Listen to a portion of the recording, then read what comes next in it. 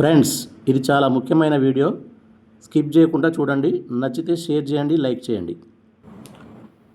మిత్రులారా, కొంతకాలం నుంచి భారతదేశంలో కొన్ని మతపరమైన కులపరమైనటువంటి సంఘటనలు జరుగుతున్నాయి. ముఖ్యంగా ముస్లిమ్స్, క్రైస్తవుల మీద హిందువుల పేరుతో దాడులు చేయడం, ఆరోపణలు చేయడం ఇవన్నీ మనం గమనిస్తున్నాం. అంతటితో ఆగకుండా సాయిబాబా దేవుడు కాడని, అదే మాదిరిగా బ్రహ్మకుమారిలు వాళ్ళు కూడా హిందూ సమాజంతో వాళ్ళకు సంబంధం లేదని వాళ్ళ మీద కూడా దాడులు జరుగుతూ ఉన్నాయి. అంతేకాకుండా ఈ మధ్యకాలంలో శైవులు వైష్ణవుల మధ్య కూడా అలజడులు బయలుదేరాయి. ఈ నేపథ్యంలో ఒక 4 సంవత్సరాల క్రితం ఈ పరిస్థితుల్ని ఉద్దేశించి ఒక చిన్న కవితలాగా లేదా కామెంట్ లాగా నేను రాయటం జరిగింది. దాన్ని మీకు చదివి వినిపిస్తాను. దానికి సంబంధించిన వివరణ మనం తర్వాత చెప్పుకుంటాం. నా మనసు ఏవేవో కలలు కంటుంది. ఈ కలలు నిజం కాకుంటే బాగుండనిపిస్తుంది. ఒకడు నేను హిందువునంటాడు, మరొకడు నేను మైనారిటీ అంటాడు. అస్తిత్వం నిద్రలేచింది, వాళ్ళు ఇద్దరూ చీలిపోయారు. ఒకడు మాది ద్వైతం అంటాడు, మరొకడేమో అద్వైతం అంటాడు. అస్తిత్వం తన రూపాన్ని మార్చుకుంది. హిందువులు, శైవులు, వైష్ణవులు, బౌద్ధులుగా చీలిపోయారు. ఒకడు మా ఆచారమే గొప్పన్నాడు, ఇంకొకడు లేదు మాదే గొప్పన్నాడు. అస్తిత్వం మళ్ళీ తన రూపాన్ని మార్చుకుంది. ప్రజలు కులాలు, తెగలుగా విడిపోయారు. ఒకడు మీది నల్ల రంగన్నాడు, మరొకడేమో మీది తెల్ల రంగన్నాడు. అస్తిత్వం మరో రూపం దాల్చింది. దేశం ఉత్తర దక్షిణ భాగాలుగా విడిపోయింది. ఒకడు మా రాజవంశం గొప్పన్నాడు, ఒకడు లేదు మాదే గొప్పన్నాడు. అస్తిత్వం తల ఎత్తింది. దేశం వందలాది రాజవంశాలుగా చీలిపోయింది.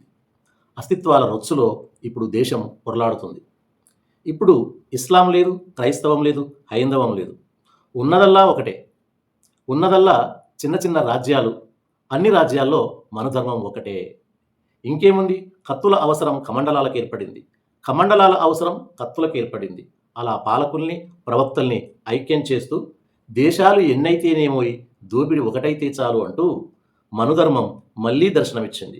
అధర్మం ధర్మం పేరుతో రాజ్యమేలుతుంది. ప్రజలకు మిగిలింది ఇది నా కర్మ, ఇది ఇంతే అన్న నిట్టూర్పు ఒకటే.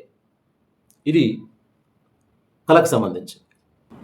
ఇప్పుడు దీనిలో ఉన్నటువంటి సారాంశం ఏందో మనం చూద్దాం. ముఖ్యంగా 1947లో మనకు స్వాతంత్రం వచ్చిన తర్వాత అప్పటి నుంచి ఇప్పటి వరకు కూడా మనందరం క్రైస్తవులు, ఇస్లాం, హిందువులు వేరైనప్పటికీ కూడా మనందరం భారతీయులం అన్న భావన ఉండేది. మనందరం దేశంలోనే ఉన్నాము, దేశం మనందరి గుండెల్లో ఉంది అని చెప్పేసి కులం, మతం అనే భావన లేకుండా అందరము భారతీయులమే అన్న భావన ఇప్పటి వరకు ఉండేది. కానీ కొంతకాలం నుంచి విభజన అనేది ప్రారంభమైంది ప్రజల్లో. అది ఏంటి అని అంటే, దేశంలో హిందువులు మెజారిటీ మతస్థులు. అసలు హిందువులు అంటేనే దేశం, దేశం అంటేనే హిందువులు. మైనారిటీలు ద్వితీయ శ్రేణి పౌరులుగా ఉండాల్సిందే. హిందువులు అనుకునే వాళ్ళ నుంచి ఇలాంటి వాదన కొంతకాలం నుంచి మనకు వినిపిస్తూ ఉందన్నమాట. ఈ దేశంలో ఆధిపత్యం మాదే ఉండాలని చెప్పేసి వీళ్ళు అనుకుంటున్నప్పుడు మైనారిటీ అయినటువంటి ఇస్లాం, క్రైస్తవుల్లో ఒక భయం అనేది ఏర్పడుతుంది. ఈ భయం ఏర్పడిన తర్వాత ఉన్న మేరకు మనందరం ఐక్యంగా ఉండాలి, మనది మైనారిటీ అస్తిత్వం అని చెప్పేసి వీళ్ళు ఒక రకమైన అస్తిత్వంలోకి, హిందువులు మరో రకమైన అస్తిత్వంలోకి వెళ్ళిపోయి దేశం ఇప్పుడు 2 భాగాలుగా, అంటే మతపరంగా 2 భాగాలుగా చీలిపోవడానికి ఆస్కారం ఏర్పడింది. ఇప్పుడు హిందువులు భావించినట్టు ఇది మెజారిటీ మతరాజ్యంగా మారింది అనుకుందాం. క్రైస్తవం, ఇస్లాం ద్వితీయ శ్రేణి పౌరులుగా ఉన్నారు అనుకుందాం. ఆ రకంగా ఆధిపత్యం అనేది ఒక మతం చేతుల్లోకి వస్తుంది అనుకున్నప్పుడు ఆటోమేటిక్గా ఆ ఆధిపత్యం మరి ఏ మతం చేతుల్లో ఉండాలనేటువంటి ఆలోచన ఆ మతంలో ఉన్నటువంటి మిగతా శాఖల వారికి వస్తుంది. అంటే ఆధిపత్యం కోసం కొట్లాటప్పుడు మన అందరం హిందువులమే అని చెప్పేసి ఐక్యమవుతారు. కానీ ఆధిపత్యం మన చేతుల్లోకి వస్తుంది, మన పెత్తనం జరగబోతుంది అనుకున్నప్పుడు ఆటోమేటిక్గా మరి హిందువులంటే ఎవరు? వైష్ణవుల, శైవుల? ఎవరి చేతుల్లోకి ఆధిపత్యం రాబోతుంది? లేదా ఈ రాజ్యం ఎవరిని మెజారిటీగా గుర్తించబోతుంది అనేటువంటి ఆలోచన వస్తుంది. ఆటోమేటిక్గా హిందువుల్లో కూడా వైష్ణవులుగా, శైవులుగా, బౌద్ధులుగా ఈ దేశం చీలిపోబోతుంది అనేటువంటి ఈ కవితలో ఉన్నటువంటి సారాంశం. ఇంకొక విషయం మనం అర్థం చేసుకోవాలి. కొంతకాలం చెల్లి రామ జన్మభూమి కాలం నుంచి వెళ్ళి కూడా జై శ్రీరామ్ అనేటువంటి నినాదం బాగా ప్రాచుర్యంలోకి వస్తుంది. అసలు జై శ్రీరామ్ అనే నినాదము ఒక భక్తి నినాదంగా కాకుండా అది ఒక యుద్ధ నినాదంగా కనిపిస్తుంది. బహిర్గతంగా రోడ్ల మీద ర్యాలీలు తీస్తూ జై శ్రీరామ్ అని చెప్పేసి అంటూ వీర విహారం చేస్తున్నప్పుడు శైవులకు కంటగింపుగా మారే అవకాశం కూడా ఉన్నది. మరి జై శ్రీరామ్ అనే నినాదంతో పోల్చుకున్నప్పుడు ఓం నమశివాయ అనేటువంటి నినాదం వెనకబడిపోయింది అనే ఆలోచన శైవులలో ఏర్పడింది. బహుశా ఈ వైవిధ్యమే వాళ్ళు రామజన్మభూమి ప్రారంభానికి శంకరాచార్యుల వారు వెళ్ళకపోవడం కారణమై ఉండవచ్చు. అదే మాదిరిగా సౌత్ ఇండియాలో చూసినట్లయితే ఇక్కడ చిన్నజీయర్ స్వామి కూడా శైవుల మీద కామెంట్ చేయటం, ఉదాహరణకి శివుని మీద కామెంట్ చేయటము, వినాయకుని మీద కామెంట్ చేయటము మనం చూస్తూనే ఉన్నాం. శంకరాచార్యుల వారు ఏర్పాటు చేశారు అనుకుంటున్నటువంటి పీఠాలని వారు ఏర్పాటు చేయలేదని చెప్పేసి ఈయన కామెంట్ చేస్తే దేశంలో అదొక ఆందోళనగా మారిపోయింది. దాంతో శైవులకు సంబంధించినటువంటి చాలామంది వైష్ణవుల మీద దాడికి ప్రారంభించారు. చిన్నజీయర్ స్వామికి మద్దతుగా ఇటు నుంచి వెళ్ళి వైష్ణవ భక్తులు, వైష్ణవ పండితులు కూడా శైవుల మీద దాడి చేయడం మనం చూస్తూనే ఉన్నాం. ఈ మధ్యన ఒకరినొకరు తిట్టుకోవడము, అసలు శైవం కంటే వైష్ణవమే గొప్పది, వైష్ణవం కంటే శైవమే గొప్పది అని చెప్పేసి ఎత్తి చూపటం అనేది చూస్తున్నప్పుడు రాజ్యంలో మాదే ప్రధాన పాత్ర ఉండాలన్నటువంటి ఆలోచన ప్రాబల్యంలోకి వస్తుందని చెప్పేసి అనుకుంటున్నాం. ఇదే అదునుగా చూసుకొని బౌద్ధం కూడా విస్తరించబోతుంది.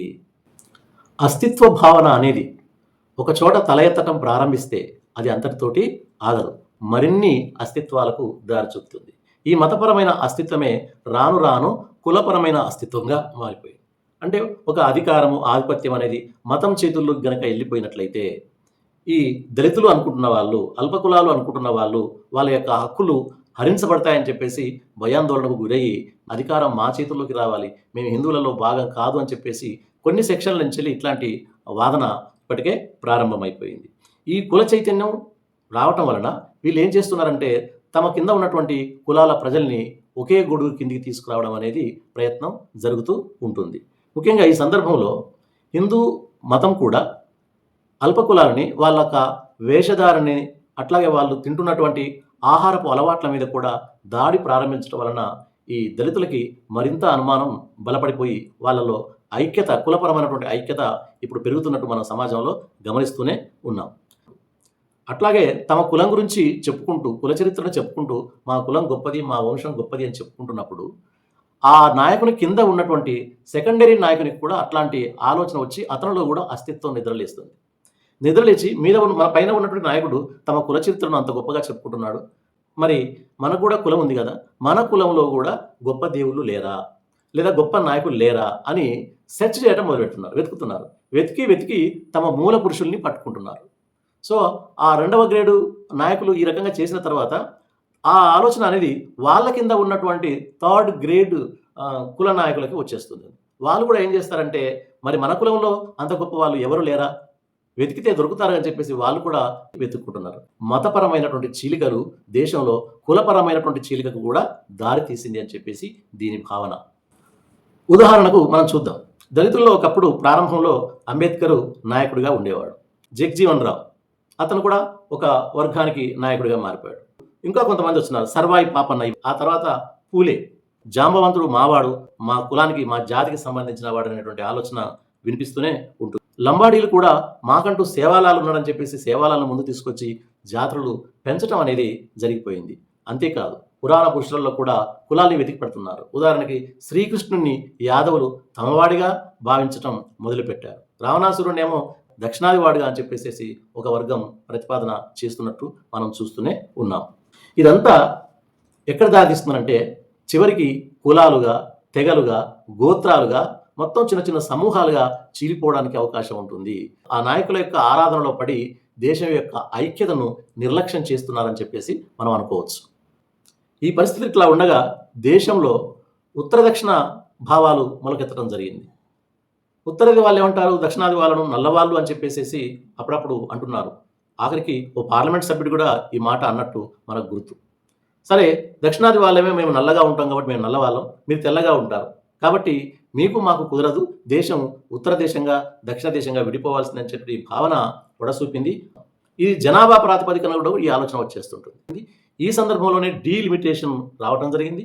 ఈ డీలిమిటేషన్ రావడంతో ఈ భయం మరింత పెరిగిపోయి ఒకవేళ దేశం ఉత్తర దేశంగా ఉత్తర భారత్గా దక్షిణ భారత్గా విడిపోయిన తర్వాత అంతటితో ఆగుతుందంటే అట్లా కూడా ఆగదు. భౌగోళికమైనటువంటి అస్తిత్వాలు ముందుకు వస్తాయి అప్పుడు. సో దీంతో రాజవంశాలు ముందుకొచ్చి మళ్ళీ మా తాత ముత్తాతల వారసత్వాన్ని మేము కొనసాగిస్తామని చెప్పేసి అప్పుడు దేశం మళ్ళీ చిన్న చిన్న రాజ్యాలుగా విడిపోయి చివరికి గణరాజ్యాల స్థాయికి పడిపోవచ్చు. ఇదంతా కూడా ఎందుకు చెప్తున్నానంటే ఒక చోట విభజన మొదలైతే అది అంతటితోటి ఆగకుండా ఇలా జరిగిపోవడానికి ఆస్కారం ఉంది అని చెప్పేసి ఇది ఒక భావన. ఇదంతా జరగటానికి కారణం ఎవరు మరి?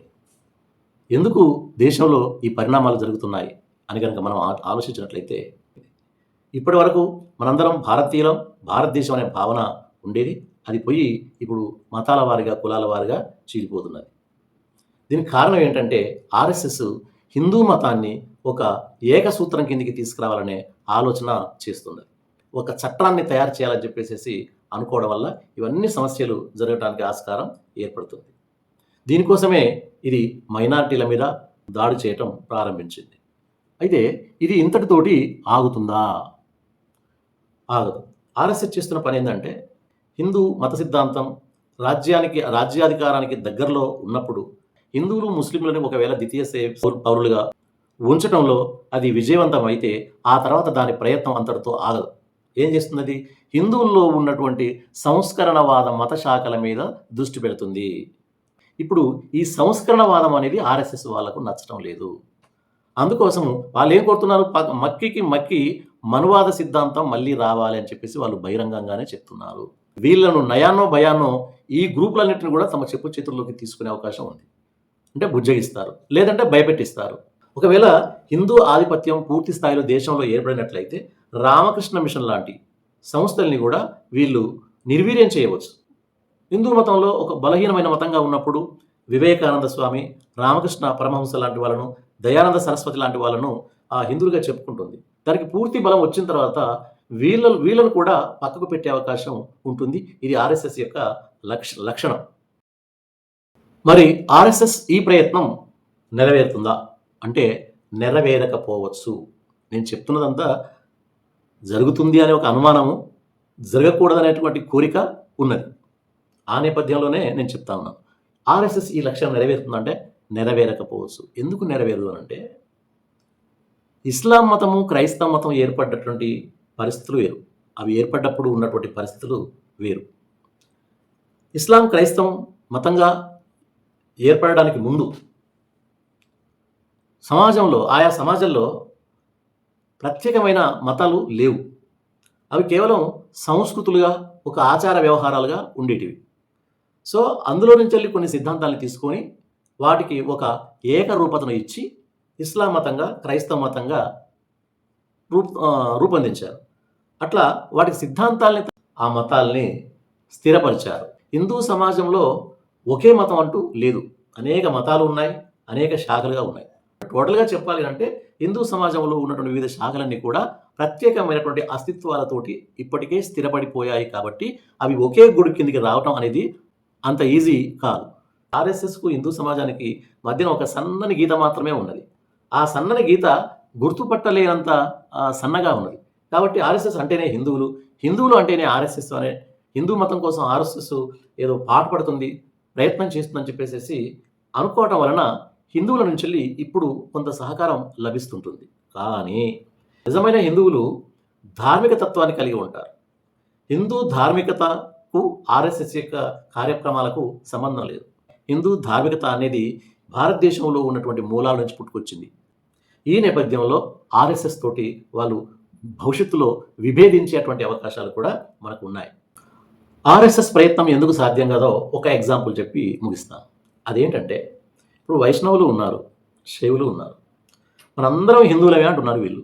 ఒక పని చేద్దాం, ఈ చిన్నజీయ స్వామి లాంటి గొప్ప గొప్ప పండితులు ఏవైతే ఉన్నారో వైష్ణవులు, వాళ్ళు శంకరాచార్యులు లాంటి శైవమత సంబంధించిన వాళ్ళు, ఈ అడ్డబొట్టు పెట్టుకున్నటువంటి శంకరాచార్యుల వాళ్ళు పొడుగు పెట్టుకొని ప్రజలకి ఒక ఫోటో పోజ్ ఇస్తే చాలు. లేదా చిన్నజీయ స్వామి లాంటి వైష్ణవులు అడ్డబొట్లు పెట్టుకొని శివాలయంలోకి ప్రవేశించి ప్రజల ముందు మేమంతా ఒకటే అన్నటువంటి ఒక గ్రూప్ ఫోటో ఇస్తే సరిపోతుంది. అసలు ఈ శైవులు అడ్డబొట్టు తీసేసి పొడుగు బొట్టు పెట్టుకోవడానికి ఇష్టపడరు. వైష్ణవులు అడ్డబొట్టు పెట్టుకోవడానికి ఇష్టపడరు. వీళ్ళే బొట్లు మార్చుకోలేరు. ఇతరుల్ని మాత్రం బలవంతంగా బొట్లు పెట్టించి మేము హిందూ మతంలోకి మారుస్తామంటే ఎలా సాధ్యమవుతుంది? ఇది ఎన్నటికీ కూడా సాధ్యమయ్యేటువంటి పని కాదు. మొత్తానికి నేను వేరు, నువ్వు వేరు అనేటువంటి అస్తిత్వ భావన ఎప్పుడైతే ఏర్పడుతుందో, ఒక చోట ఏర్పడితే అది అంతటితో ఆగదు. మరి దేశం ఐక్యంగా ఉండాలంటే ఏం చేయాలి అంటే, మనం వేసుకున్నటువంటి వస్త్రంలో అడ్డదారాలుంటాయి, నిలువు దారాలుంటాయి. నిలువు దారాలు మేమంతా ప్రత్యేకమైనటువంటి జాతి కాబట్టి మేము ఈ వస్త్రంలో నుంచి విడిపోతామని చెప్పేసి అనుకున్నాయనుకోండి, ఆటోమేటిక్గా నిలువు దారాలు విడిపోయిన తర్వాత అడ్డదారాలకు అవకాశం ఉండలేదు. అప్పుడు మన మీద వస్త్రమే మాయమైపోయింది. వస్త్రం మాయమైపోయి మనిషి నగ్నంగా కల్పించే పరిస్థితి వస్తుంటుంది. దీన్ని బట్టి మనం అర్థం చేసుకోవాల్సింది ఏంటంటే, మన ఒంటి మీద అడ్డదారాలు, నిలువు దారాలు ఐక్యంగా కలిసిపోయి వస్త్రంగా ఏర్పడి మన నగ్నత్వాన్ని కప్పిపుచ్చుతూ ఉన్నాయో, అదే మాదిరిగా దేశంలో ఉన్నటువంటి కులాలు, మతాలు కూడా అన్నీ ఐక్యంగా ఉంటేనే ఈ భారతదేశంగా ఉంటుంది.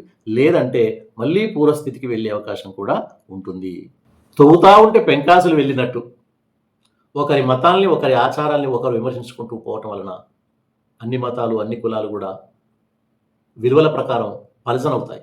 కాబట్టి ఎవరి ఆచారాల్ని వాళ్ళు గౌరవిస్తూ, పక్క వాళ్ళ ఆచారాలని, సంప్రదాయాలను కూడా గౌరవించినట్లయితే ఈ దేశంలో అలాంటి అవకాశం ఉండదు.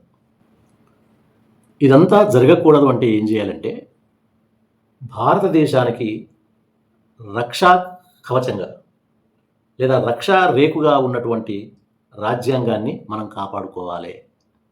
భారత రాజ్యాంగం ఎప్పుడైతే బలహీనపడుతుంటుందో ఆ క్షణం నుంచి ఇలాంటి భావనలు మొదలవుతాయి. భారత రాజ్యాంగం విధ్వంసం అవుతే దేశం మళ్ళా పూర్వస్థితికి వెళ్ళే అవకాశం ఉంటుంది అని చెప్పేసి ఒక హెచ్చరికగా నేను గుర్తు చేస్తూ ఉన్నాను. దీనికి ఒక మాట మీకు చెప్పాలి. మనం పాత సినిమాలు చూస్తుంటుంటాం. పాత సినిమాల్లో ఈ దయ్యాల కథలు, ఈ భూతాల కథలు ఎక్కువగా మనకు కనిపిస్తుంటుంటాయి. ఉదాహరణకు ఒక భర్త, భార్య ఉన్నాడు. సో భర్త అందగాడు, మానవుడు. ఆ భర్త మీద ఎవరో దేవలోక స్త్రీ లేదా గంధర్వ స్త్రీ కన్నేస్తుంటుంది. రకరకాల మాయలు చేసి ఆ భర్తను ఎత్తుకొని పోయే ప్రయత్నం చేస్తూ ఉంటుంది. భార్య భర్తన రక్షణ కోసం పూజలు చేయటము, యాగాలు చేయటము జరుగుతుంటుంది. అప్పుడు ఆమె కోరుకున్న దేవుడు ప్రత్యక్షమై నీకు ఏం కావాలో కోరుకో అంటే, నా భర్త రక్షణ నాకు కావాలంటుంది. అప్పుడు ఆ దేవుడు లేదా ఆ శక్తి ఒక యంత్రం ఇస్తుంది. యంత్రాన్ని తీసుకెళ్ళి మీ ఆయన కట్టేసి, అప్పుడు మీ ఆయన దగ్గరికి ఆ శక్తి రాకుండా ఉంటుంది అని చెప్పేసి ఇస్తారు. అప్పుడు ఆ యంత్రాన్ని తీసుకుపోయి లేదా ఉంగరాన్ని తీసుకుపోయి తన భర్తకు కట్టి పెడుతుంది. దాంతో ఆయన సేఫ్గా ఉంటాడు. మాయలేడి ఎవరైతే ఉన్నారో ఆమె ఆ ప్రయత్నాలు ఆపుకోదు. ఏదో రకంగా అతన్ని డిస్టర్బ్ చేయాలి, అతని శరీరం మీద ఉన్నటువంటి ఆ యంత్రం రాలిపోయే విధంగా చూడాలి. లేదంటే ఏదో ప్రమాదంలో కింద పడిపోయినప్పుడు లేదా యుద్ధం చేస్తున్నప్పుడు ఆ ఒంటి మీద ఉన్నటువంటి రక్షా రేగు లేదా రక్షణ యంత్రం ఏదైతే ఉంటుందో అది జారిపోతుంది.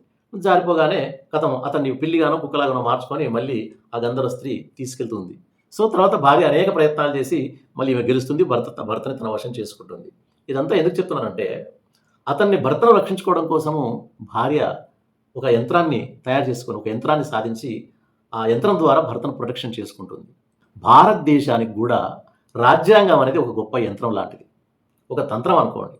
ఆ యంత్రం తెగిపోతే భర్త ఎట్లయితే పరాయి వాళ్ళ వశం అయిపోయాడో, ఆ రాజ్యాంగం అనేటువంటి యంత్రం తెగిపోయినట్లయితే భారతదేశం కూడా అలా అయిపోతుంది. ఒక రకంగా చెప్పాలంటే పూసల దండలో ఉన్నటువంటి తాడు తెగిపోతే పూసలన్నీ నేల రాలిపోయి ఛిద్రమైనట్టు భారత దేశానికి మేము భారతీయులం అన్న భావన కల్పిస్తున్న భారత రాజ్యాంగానికి కనుక ప్రమాదం ఏర్పడినట్లయితే ఆటోమేటిక్గా ఇప్పటిదాకా నేను చెప్పిన విషయాలన్నీ జరగటానికి అవకాశం ఉంది.